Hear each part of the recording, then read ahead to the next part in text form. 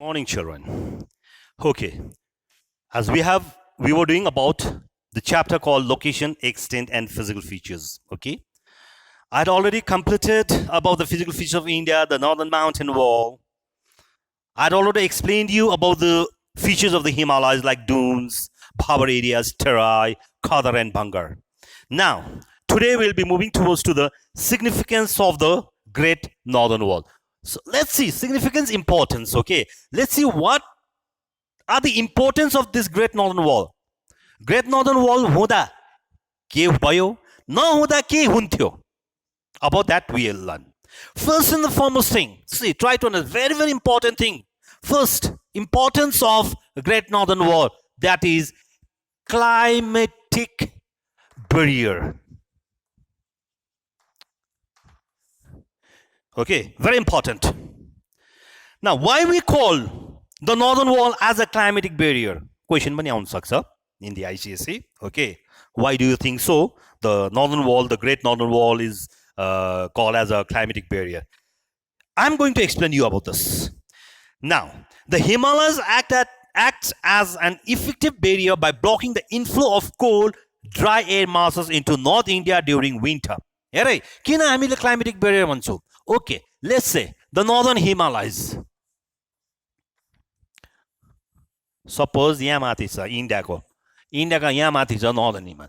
अब यो northern Himalayas, northern great wall is called as a climatic barrier. किन? First and the foremost thing is that this northern Himalayas plays a vital role in blocking the inflow of cold, dry air masses into North India during winter. During winter, Central Asia bara, the cold wind blows this way. Are you understanding? A very cold wind blows because of the presence of this Himalaya. The cold air blowing from Central Asia will not be able to enter inside India.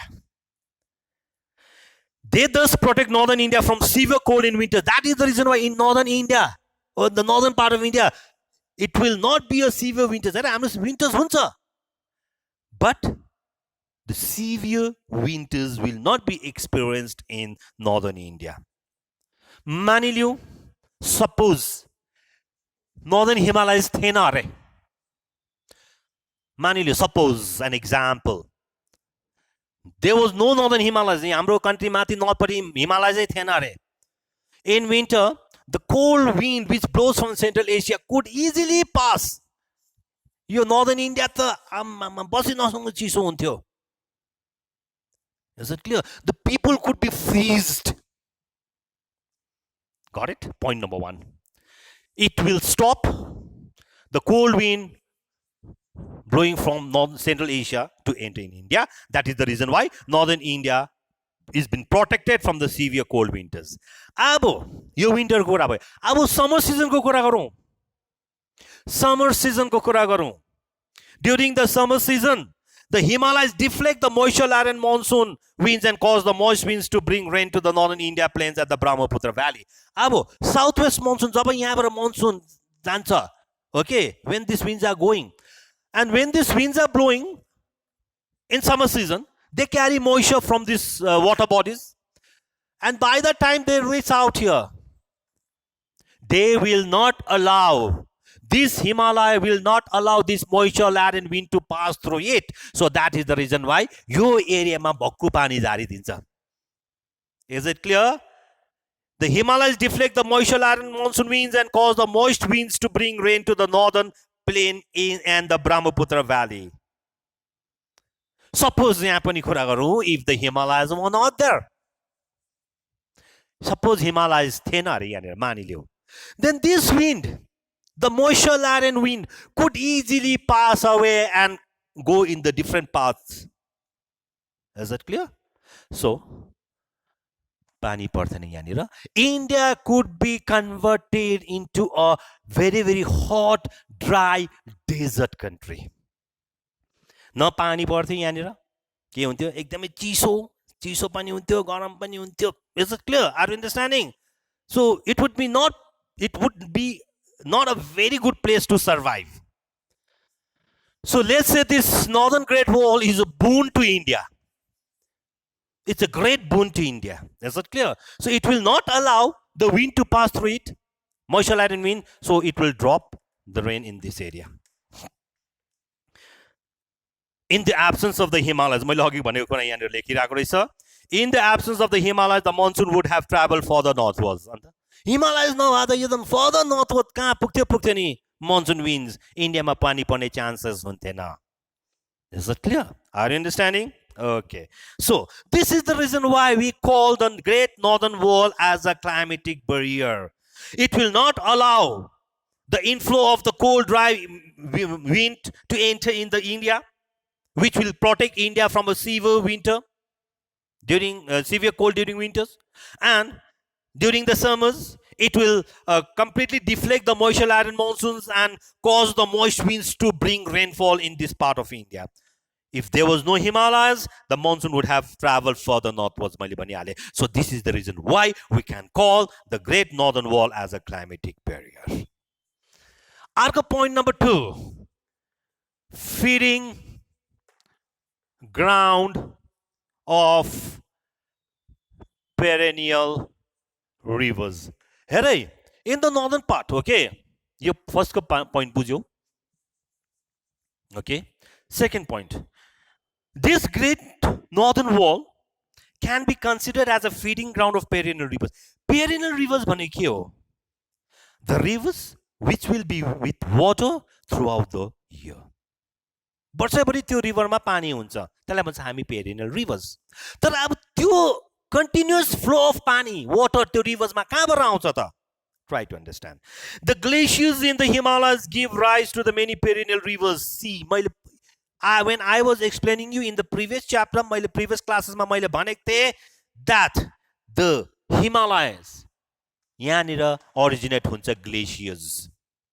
And these glaciers gives rise to many perennial rivers. त्यो ग्लेसियरले गर्दा most of the rivers in the northern India are the perennial rivers.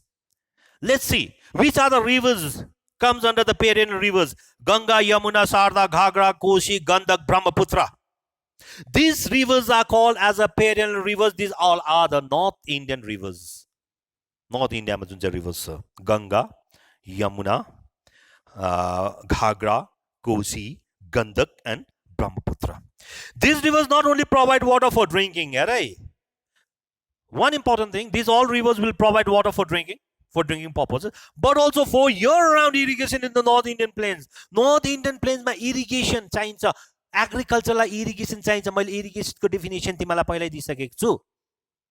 Now, these rivers will provide एउटा हामीलाई provide गर्छ drinking waters. Apart from the drinking water, whole year, throughout the year, irrigation facilities will be given. Irrigation is being done in the North Indian plains just because of these perennial rivers. किनभने यो rivers मा कहिले पनि पानी सुक्दैन. Throughout the year, these rivers will be full flow in water. Point number 3. Source of hydel power. See, the Himalaya, these great mountain walls can also be called as a source of hydel power. As you know very well, there are many rivers which originate in the Himalayas. Whichever the rivers are originating, starting from the Himalayas, okay, they are all the most important source of hydel power. Hydel power, hydel project. Manigo, the electricity, okay, generated from water. Is it clear? Got it?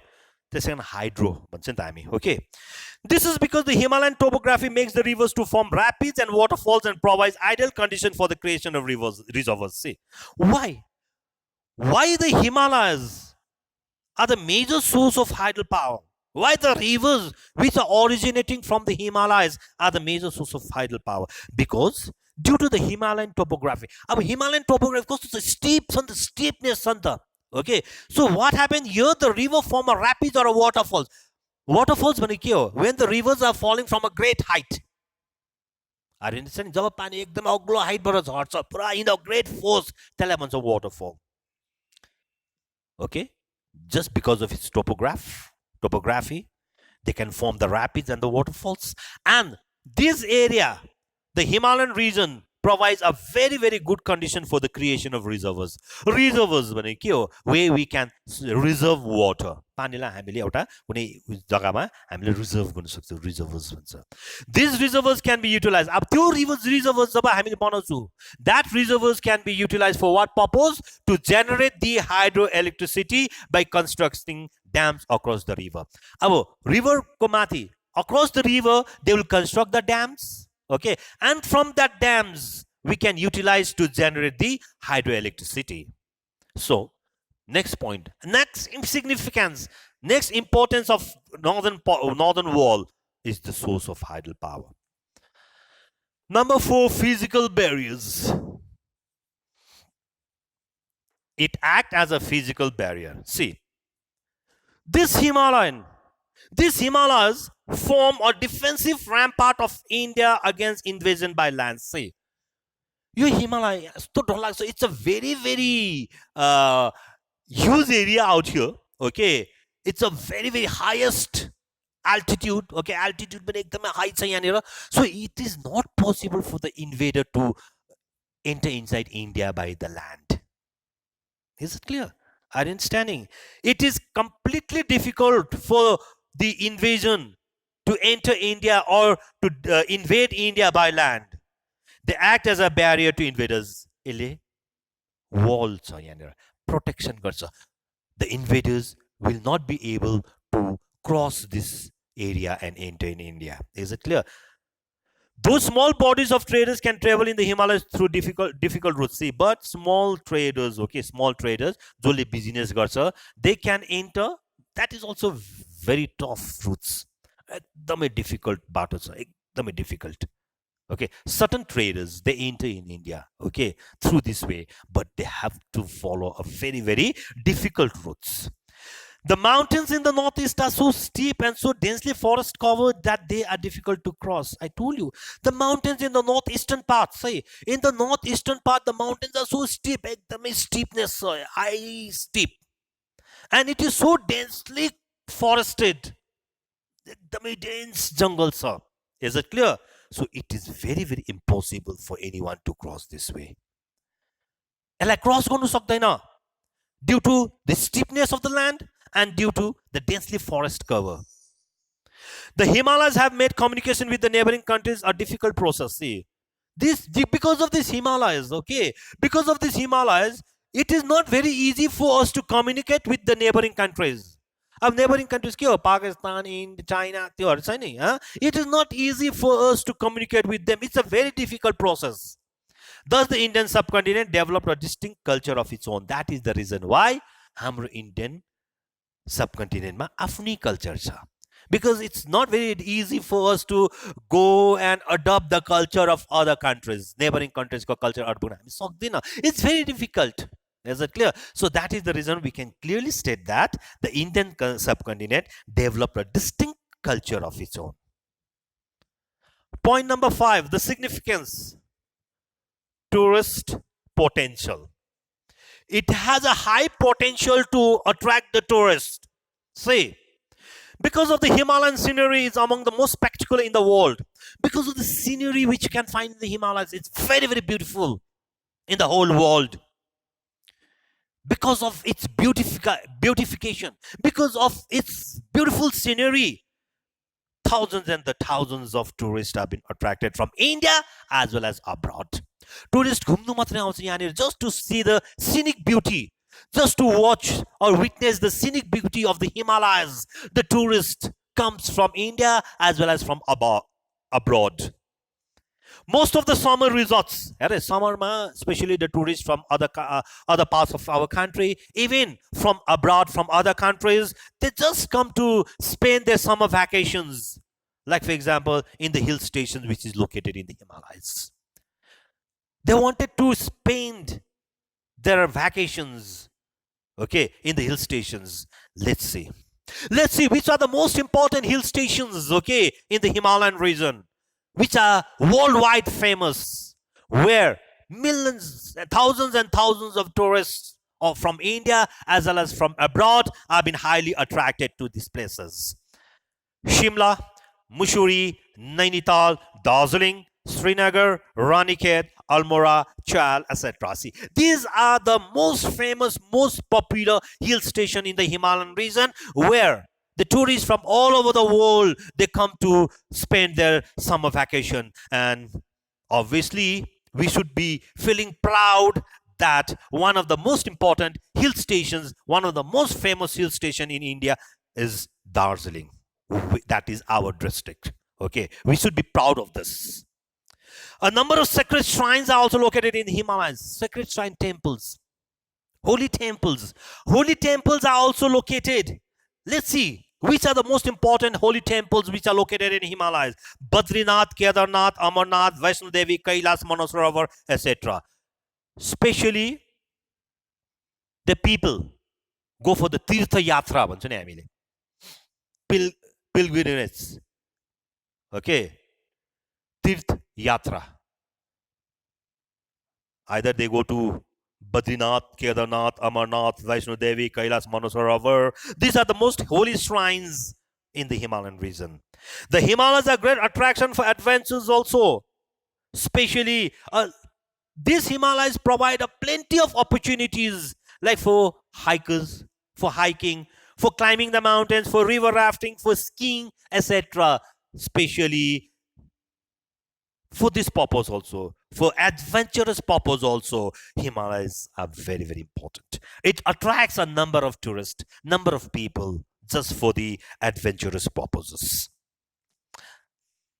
So finally, we can say that Himalayas had a potential of attracting the tourist. Point number six, the sixth importance, forests. The Himalayas are rich in forests. We have in the Himalayas, okay, forest resources. It's very rich in forest resources. On the lower reaches of Himalayas are found tropical and subtropical forests, yielding good quality of timber. Timber baneka kaঠ. Okay, in the lower reaches, on the lower side of Himalayas, you can find the forest called tropical forest and the subtropical forest. These forests provide you a good quality of timber. On the middle and upper reaches, what you can find, water forest, coniferous and deciduous, soft and hardwoods, which provides wood for matchsticks, paper pulp, resin, turpentine oil, various medicinal plants, etc. you can find in the upper Himalayan region, middle in the Himalayan region. Is it clear? The Himalayas are home to a wide variety of wild animals, especially wild varieties of wild animals also you can find it in the Himalayan region. To name a few, yak, snow leopards, bears, red pandas, tigers, elephants, etc. Is it clear? So these are Himalayas can be considered as a home to a wide variety of the wild animals. Next, the seventh, minerals. Very important. Himalayas also have a very rich reserves of important minerals. Himalayas ma तिमीले minerals पनि पाउँछौ. It has a very great reserve of the important minerals. कस्तो minerals पाउँछ हामीले? Copper, lead, zinc, bismuth, antimony, nickel, cobalt, tungsten. These are found in the eastern and the western Himalayas. Okay, coal of good quality is found in the Kashmir Valley. The Himalayas also have gold, silver, and precious stones like sapphires and beryl. The adverse geographic condition prevailing in the mountains hinder easy extraction of such minerals. See, we have got good quality of Bandesu in the Himalayan region. Okay, we have got a very rich reserves of important minerals. Plenty of varieties of minerals have been found. But remember one thing, because of the geographical conditions, which you can find in the mountains region, it is not very easy to extract these minerals. It is not very easy to exploit these minerals because of its geographical conditions. You Himalayan region ma goera, you minerals extract गर्ने, it's very, very difficult task. And the final importance is of fertile soil of the northern plains. See, northern plains भनेको नि यो plain हो नि त, just below yo, let's see, northern plains म यहाँ भन्दैछु, northern plains. Okay, got it? The rivers that flow through the northern plains. अब यहाँबाट rivers originate हुन्छ, अघि नै भनिहालेँ, and these rivers, most rivers this flows through this plain यसरी. Okay, got it? The rivers which flow through this northern plains carry alluvium. fertile soil. While they are flowing from the down from the Himalayas, जब यिनीहरू यहाँबाट flow हुँदा यहाँनिर यिनीहरूले very alluvium soil यहाँनिर deposit गरिदिन्छ. They deposit the alluvium in the flood plains, making them fertile. त्यो alluvium चाहिँ यिनीहरूले यो flood plain मा deposit गरिदिन्छ, which makes this area very very fertile, where maximum agriculture has been practiced in this area. These soils have made the fertile northern plains to be amongst the most intensely cultivated agriculture tracts. Because of this alluvium, which gets deposited by the floodplains out here, had made the soil very, very fertile. Because of this fertile soil, the northern plains had become one of the highly cultivated agriculture tract. Intensely, even an inch of the land is been tilled.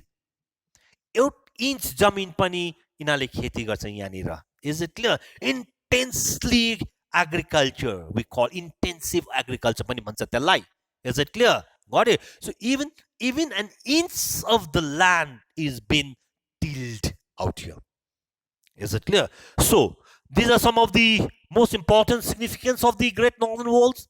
मैले भनिहालेँ, I'd explain you about why it is climatic barrier, feeding ground for the perennial rivers, source of hydropower, physical barrier, tourist potential, forest, minerals, fertile soil. These, if the question comes, mention some of the significance of the Great Northern Wall. Mention some of the significance of the Great Northern Wall. Question I am, these are the importance of the Great Northern Wall. Okay. Now, I'll just give you some of the differences between the Western Himalayas. Okay, please note it down. Western Himalayas and Eastern Himalayas. Western Himalayas, Eastern Himalayas ko differences ke garcha. Number 1, Western Himalayas located between the Indus and Kali rivers west of 86 degree east longitude. Eastern Himalayas, they are located between the Tista and the Brahmaputra rivers to the east of 88 degree east longitude. Try to understand. Western Himalayas, they receive an average rainfall of 100 centimeter. Western Himalayas, yo Himalayas ra Western Himalayas ra Eastern Himalayas ko differences bataउँदैछु म. Western Himalayas and Eastern Himalayas. These Western Himalayas will receive an average rainfall of 100 centimeter, whereas they receive an average rainfall of more than 200 centimeter. They consist of 3 distinct ranges. यहाँ West Himalayas मा 3 distinct ranges पाउँछ तिमीले. Himadri, Himachal, Shivalik. यहाँ last 2 ranges, Himachal and Shivalik, will merge into one another. यहाँ finally Himachal and Shivalik merge हुन्छ Eastern Himalayas मा. यहाँ चाहिँ Western Himalayas 3 distinct clear ranges हामी पाउँछौँ. In the Western Himalayas, 3 clear ranges हामी पाउँछौँ. Himadri, Himachal and Shivalik. हामी Eastern Himalayas मा आएपछि यहाँनिर the 2 Himalayas, the 2 last ranges, Himachal and Shivalik, will merge together. भाइ एउटै हुन्छ यहाँनिर. They are covered with coniferous forests. यहाँनिर हेर्यो भने most of the area has been covered with coniferous forest. Yeah, it is covered with thick evergreen forests. Coniferous forest, the cone-shaped trees, pine, pear and all. Okay, these are spur, fir. These are all cone-shaped. Okay, coniferous forest we call it. Okay, and in this area, the thick evergreen forest. Why we call evergreen? Evergreen kina हामी भन्छु. Why the trees are called evergreen? Because as you know very well, most of the trees in particular season, they shed their leaves. Okay, suksha, the color of the leaves will be changed into brown, and in the dry season what happened? The leaves will fall. I know. That is not called evergreen trees. Evergreen trees are the trees which does not shed their leaves in a particular season. कुनै सिजनमा पनि त्यो leaves shed हुँदैन, झर्दैन. त्यो tree without leaves हुँदैन. जहिले पनि पत्ता हुन्छ त्यो रुखमा. It looks evergreen. जहिले पनि evergreen नै देख्छ. That is the reason why we call those trees as evergreen trees. Okay, dear student, this much for today. Okay. So we'll continue in our next class about the plains of northern India. Thank you very much.